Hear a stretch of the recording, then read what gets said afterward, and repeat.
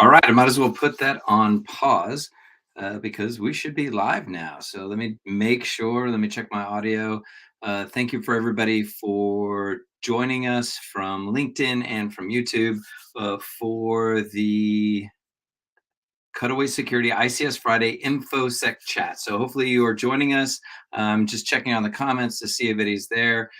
Wes, Wesley, good to see you.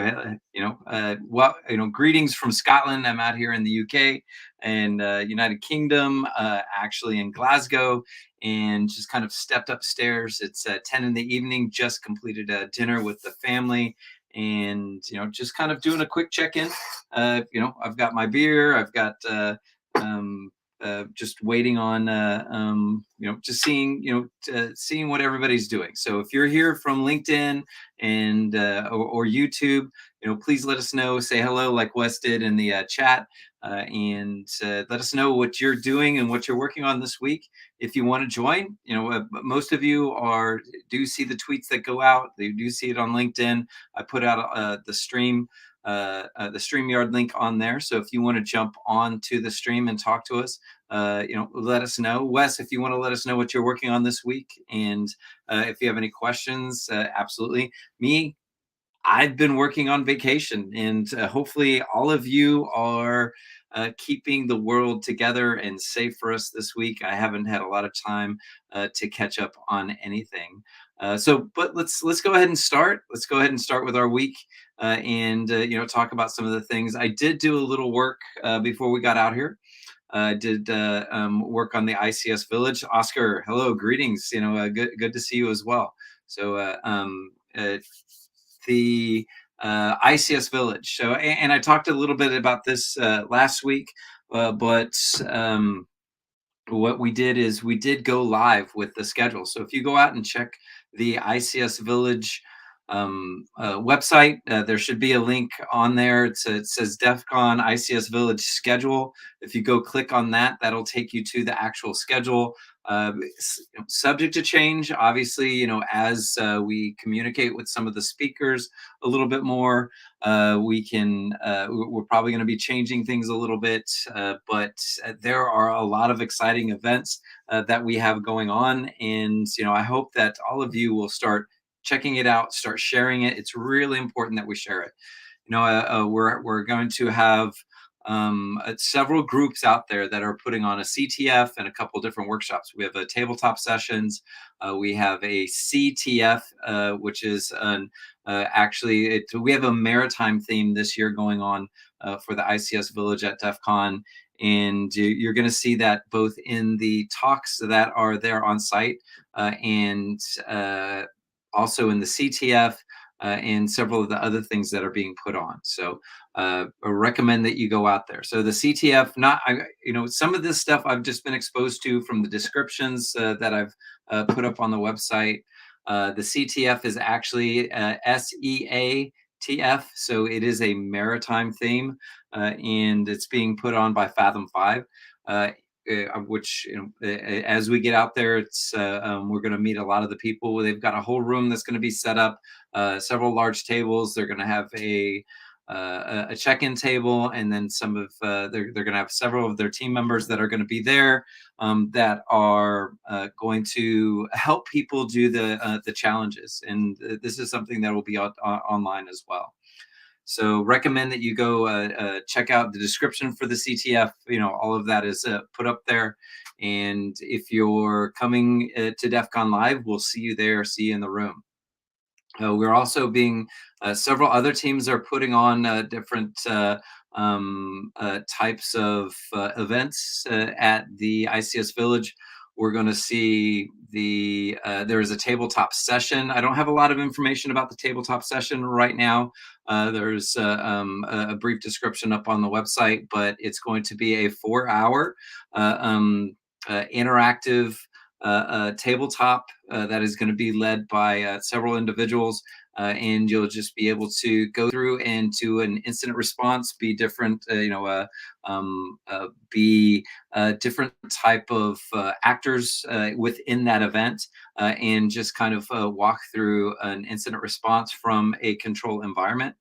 And they're both the CISA and INL are collaborating to put on an escape room, which I think is going to be an excellent event. And it's not just an escape room that is a quick in and out. I think this is going to be a challenge that takes you a good amount of time, and by a good amount of time, I think like an hour or so.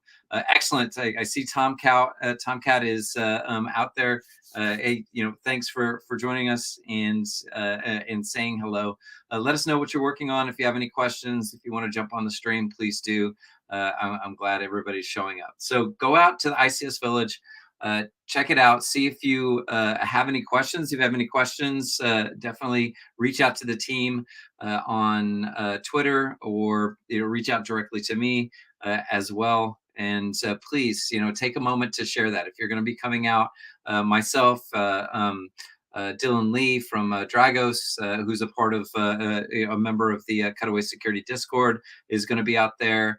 We will be manning, the stations with Bryson Board and Thomas Van Norman as well, and to include all of the other people that are going to be out there supporting the different events.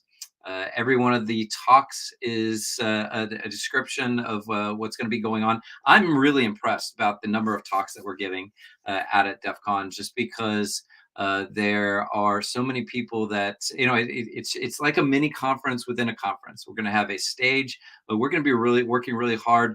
It's basically be going nonstop, speakers up on the ICS Village stage. So awesome. I see that Wes is actually working on an OT assessment for a water organization. I'll go and put it out there. Also giving a talk to Black Girls Hack on how to study for their Security Plus. I think that's awesome. There are so many opportunities for all of us to get out there. And I'm taking this opportunity to kind of just get out as much as I can out to the public.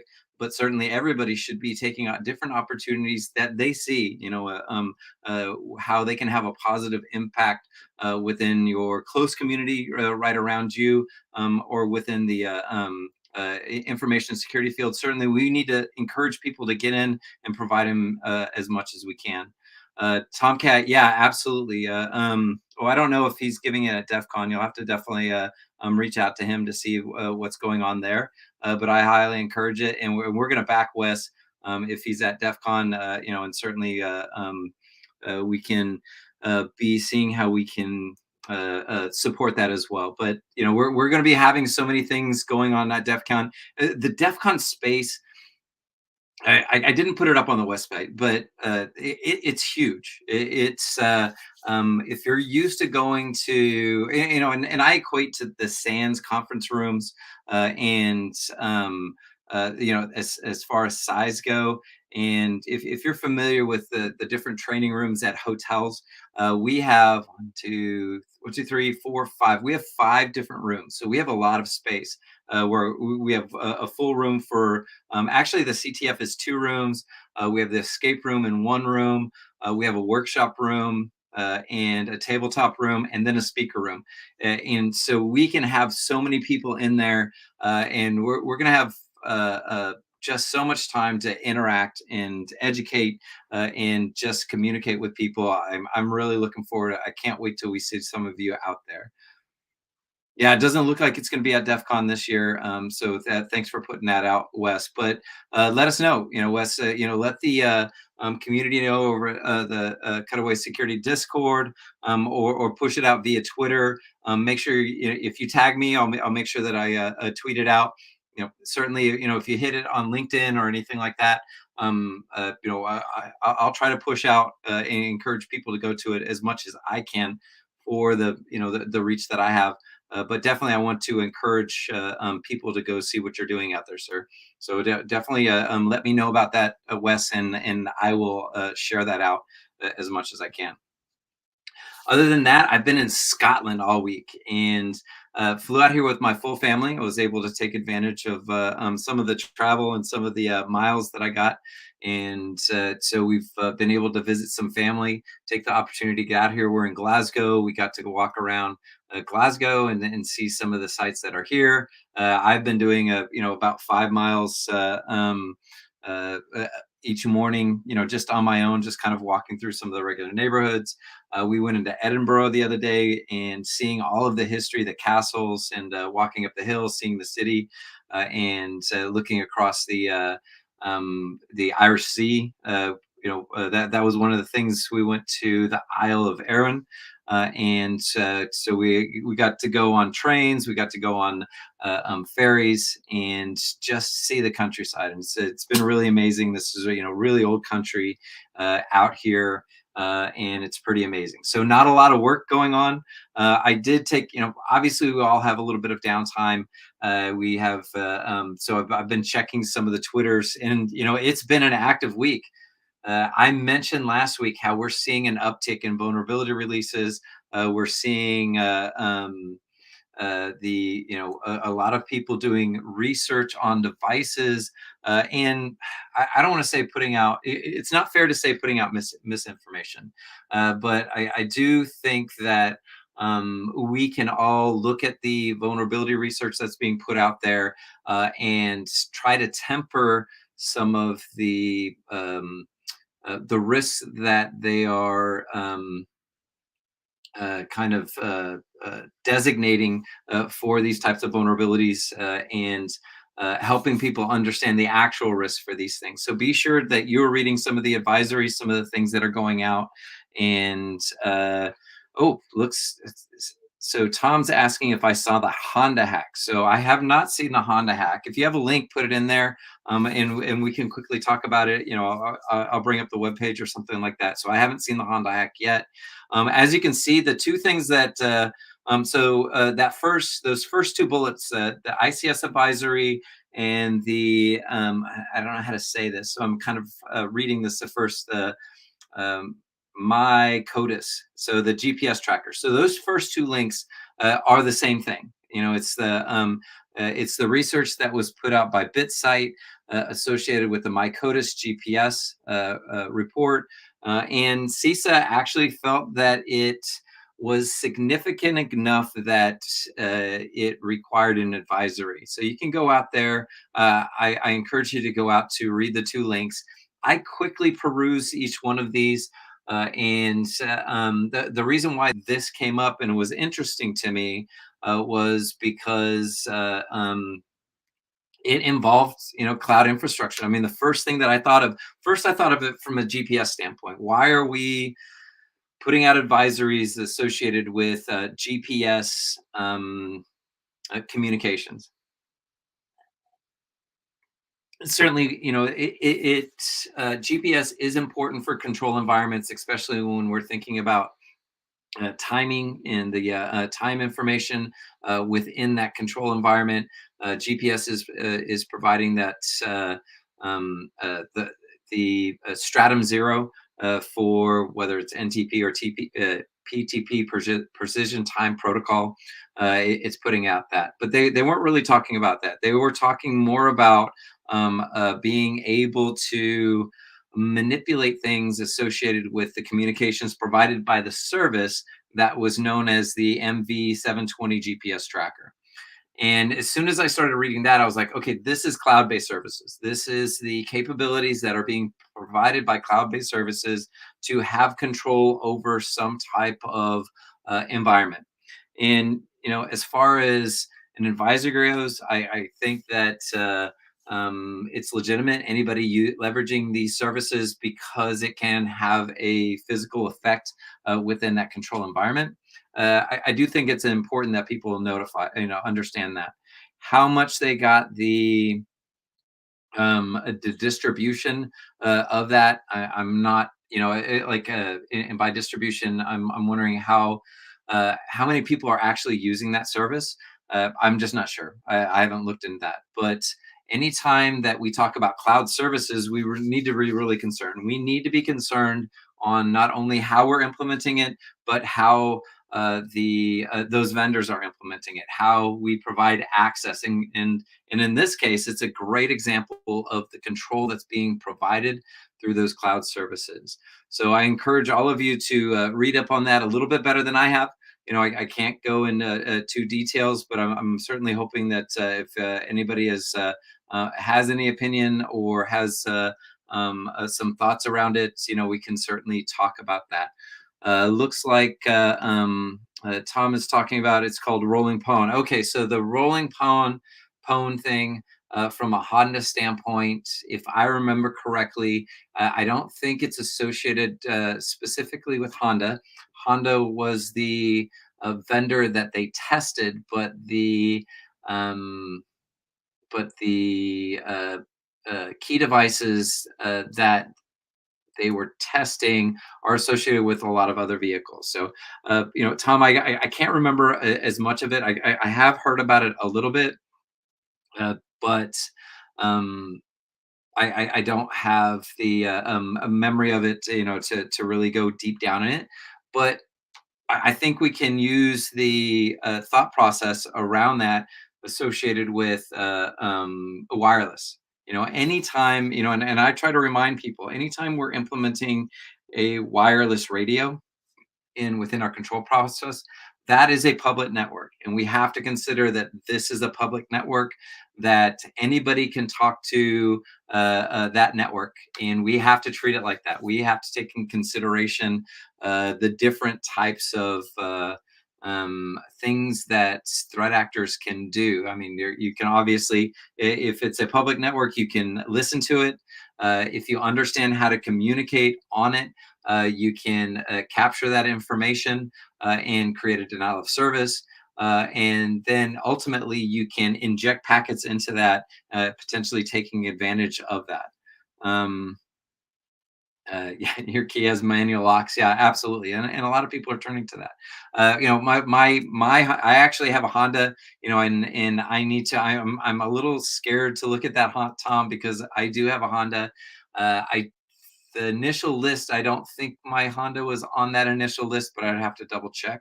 The other thing about that I remember, if and please correct me if I'm wrong, is that it's difficult to update the systems. In other words, any type of vulnerability that's found in the radio communications for vehicles and for other things like this, they require updates, and so that requires people to push that firmware, people to connect their vehicles to some type of network in vendors might be able to push that out through some type of OnStar service.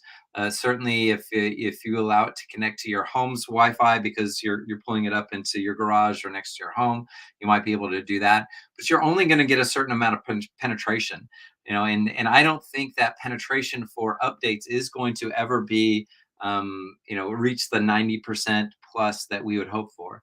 And actually, in this case, I'm not sure that an update that's pushed over the radio would be sufficient to take care of that. I do think that this is going to require recall in some instances. So it's do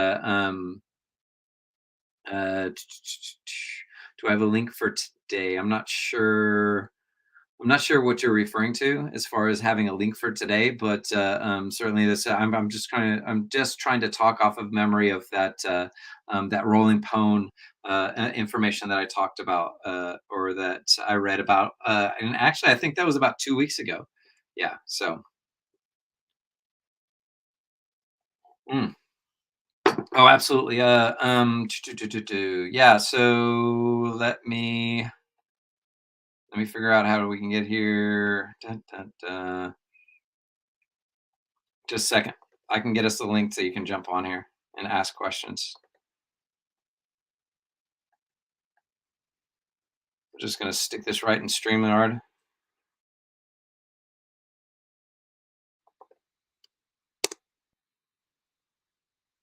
So if you're on YouTube, yeah, you're on YouTube, so you should see that going out if you want to jump on. Yeah, and so we'll talk about that in a little bit more detail. While we're waiting, if he's going to jump on, what we'll talk about next is something that another thing that I've talked about before, and this kind of jumped out at me because it's talking about legislation that is calling for penetration testing, and this is associated with federal systems, which I think is, there was already some guidance that they should be doing this, but now obviously um, our legislature within the U.S. is deciding that they need to take a stance and get a little bit uh, uh, provide a little bit more guidance associated with doing penetration tests within these types of environments. Hey, Tom, if you have a camera, go ahead and turn that on. If you don't mind. There we go. Excellent. So yeah, here we go. Hey, Tom, can you hear me? yeah, you hear me all right? I can hear you. Hopefully everybody on your Yeah. stream, if I'm hearing you, they should be able to hear you. So All right, good. and let's go back. So let's change wheels a little bit. We were talking about the Honda stuff. Yeah, So let's go back to that. I have a Yeah. couple links I was going to share because I knew something was jogging my memory about Honda. So, Okay. and I went back in my RSS feeds and I found the actual story that was related to them Okay. recently, So and it if was you put pertaining so if to. you put the links in the chat, what'll happen is it'll go out to the YouTube. Unfortunately, the LinkedIn is not going to see it, but that's fine. LinkedIn can go out and check the. We'll try to point to everybody to it as I much put as it we in can. the So YouTube chat. Sorry. yeah, so go. It should post in there in a little while. So Anyway, what are your what's your observations? What's your thoughts around this so far? it's the 2021 and 2022 Hondas. So I don't know what you Okay. have, but it's like that's what this. That's why I was so surprised to see it because I've seen this kind of. I'm kind of interested in this sort of like what do you call it? Like this is sort of very. It's different kind of technology. It's not like typical hacking, right? Like this is what like you have with all the all the ICS stuff, and all Mm-hmm. that stuff too. So when you see vehicle hacking or any things with like keypads on, I'm into physical security as well, like that Okay. kind of stuff. So um, I saw one for the big one that for many years has been Ford. There's been like a certain number of Fords, but that's stopped many years ago. So to see one now again, and it's pretty crazy. Also, Tesla had theirs. I don't know. You probably remember that. That was earlier in the spring. So yeah, so I don't remember the Tesla stuff, and I think Tom, what you're referring to is a keyless entry. So most Yeah. vehicles have the keyless entry now, and certainly a few years ago, and even a few years ago, a lot of security researchers were putting out information about how we could capture that information, potentially decode it, especially doing the demonstrations on the different types of wireless technologies, opening garage doors and so forth. Yeah. But that definitely kind of moved into the automotive industry and being able to communicate with that. So I think a part of your point is in having a successful attack in this day and age, leveraging the keyless entry uh, um, technologies is why would that happen with our with the industry's understanding around the risk and correct implementation and so forth. So I think that's kind of what's kind of taking you back, right? Yeah. No, Yeah. absolutely. It's one of those things you don't think. Oh, this shouldn't be vulnerable, right? Like, Hmm. but that's And right, it yeah, really but hits you in a vulnerable way because you're thinking, wow, my mhm. car could be gone. Well, Yeah. I mean, and that's one of the things that Josh Wright. So Josh Wright, a good friend of mine, I used to work with him, and it's still still communicate with him, especially through SANS and so forth. But we like to get together when we're in the same city and have dinner. He's an But instructor. along he's an instructor. He's done a lot of wireless. He used to maintain the 504. He's written a lot of the SANS wireless a curriculum and pass that off to other people. Neat. And but he has done, he's looked at wireless technologies from a Wi-Fi standpoint, Zigbee technologies, Z-Wave technologies. So Z-Wave. Wi-Fi, Wow. yeah, so I Wi-Fi just and bought this industrial house, by control. the way, and it has Z-Wave in it. And so if you see a bunch of stuff behind me, I actually Oh, have interesting. Z-Wave here this morning. So yeah. Yeah, so he's so Z-Wave is a proprietary protocol that he's reverse engineer of. Certainly, it's because it's Oh, proprietary, the information isn't out there, but it's all based on 802.15.4 framework. So the physical layer, and you can use the different technologies. He's written some, and he's put it up on GitHub. Some of the things he was able to reverse engineer from a Z-Wave standpoint, and oh I wow. mean, you know, It I must don't be an suggest that interesting you talk. necessarily do that in your home, but No, no. you know, I don't know anything about it. But I was starting to look it up because it's like, is this worthwhile keeping, mhm. activating this whole system? And I think it probably is. So anyway. Oh yeah, I mean when implemented correctly, the technologies are good, and I think that kind of gets us back around to the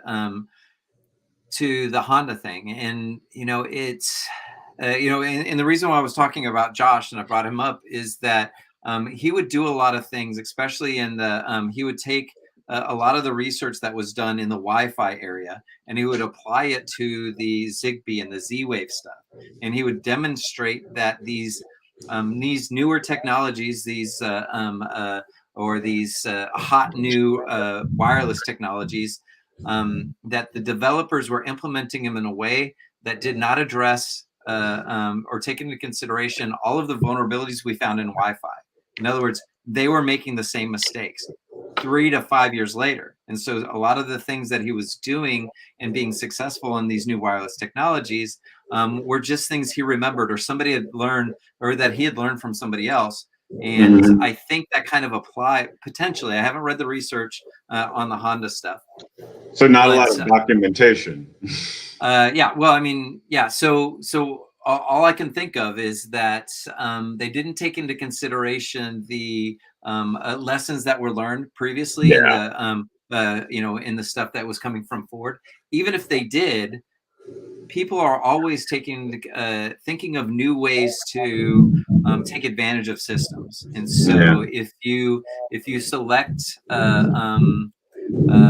if you take shortcuts for implementation and for development, uh, it might somebody might not find it out initially, but after they're familiar with it, then they'll start taking advantage of. They'll see inconsistencies and take logical leaps to take advantage of that. And when we think about vehicles, it's they're publicly accessible. I mean, as soon as somebody buys a car, they can start doing research on it, and so it's easy to Yeah. start understanding those inconsistencies and Avoiding warranty. irregularities. So, but Right. Once potentially voting a warranty, but even in this case, if you're never sending a packet, if you're just capturing, how are you avoiding your warranty? no, yeah, no, you're right.